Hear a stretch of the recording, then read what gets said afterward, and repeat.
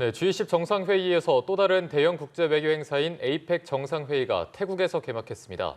조 바이든 미국 대통령이 불참한 가운데 시진핑 중국 국가주석이 광폭 행보에 나설 것으로 보이는데요. 네, 베이징 연결해서 소식 들어보겠습니다. 임광빈 특파원.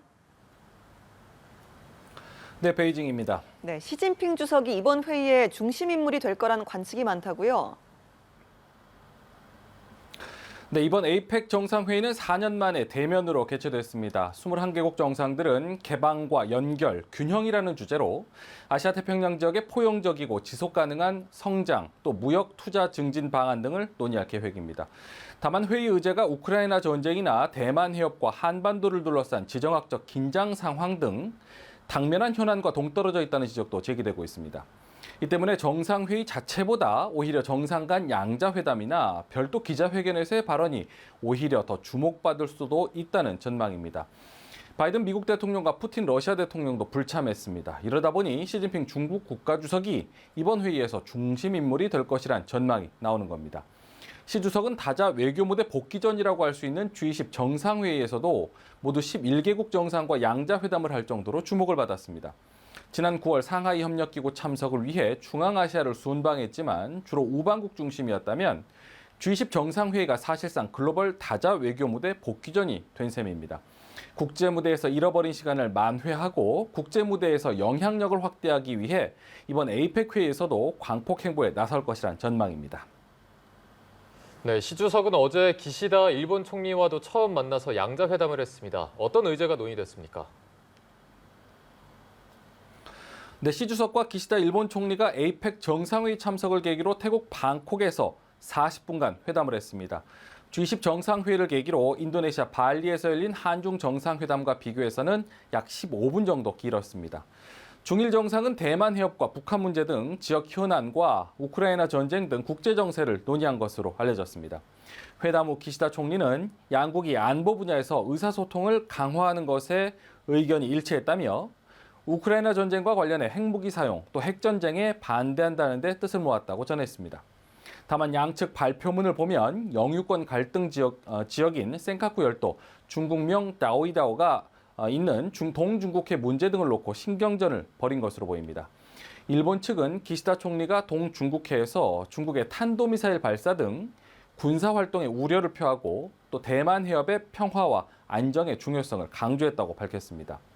시 주석은 역사와 대만 등 중대한 원칙 문제는 양국 관계의 정치적 기초와 기본, 신의와 관련되는 것이라며 대만에 접근하는 일본의 행보를 견제했습니다. 중국 CCTV에 따르면 시 주석은 전략 자주를 견지하고 또 진정한 다자주의를 실천해야 한다고 강조했는데 일본이 미국의 영향에서 벗어난 독자적 대중국 정책을 펼치라는 요구로 해석이 되고 있습니다. 기시다 총리는 북한의 핵 미사일 개발에 심각한 우려를 나타내면서 유엔 안보리 등에서 중국이 역할을 다할 것을 촉구했다고 밝혔습니다. 建設的かつ安定的な日中関係の構築を双方の努力により加速していくことが重要であると思います。从战略角度把握好两国关系的大方向，构建契合新时代要求的中日关系。 예, 이번 에이펙 정상회담에서는 대만 TSMC 창업자인 장중모 전 회장이 참석합니다. 바이든 미국 대통령을 대신해서 참석한 해리스 부통령을 만날지 관심이라고요. 네, 1991년 에이펙에 가입한 대만은 중국의 반대로 매번 총통 대신 별도의 대표를 지정해 파견해 왔습니다. 이번에도 차이잉원 대만 총통은 세계 최대 반도체 위탁 생산 기업인 TSMC의 창업자 장중모 전 회장이 에이펙 회의에 대신 참석한다고 밝혔습니다. 에이펙 환영 만찬에 참석한 장 전 회장이 토니 블링컨 국무장관과 나란히 앉아서 대화를 나누는 모습이 공개돼 주목을 받았습니다.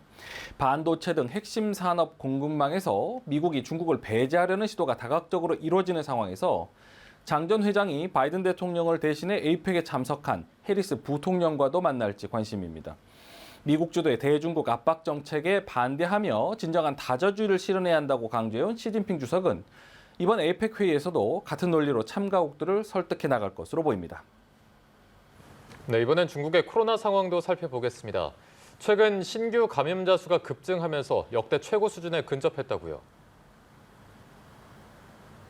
네, 중국 방역 당국이 오늘 오전 발표한 신규 감염자 수는 무증상에서 유증상으로 재분류가 된 감염자와 해외 입국자를 제외하고 24,028명입니다. 중국에서 신규 감염자가 가장 많았던 지난 4월 13일 28,973명에 갈수록 근접해가고 있습니다.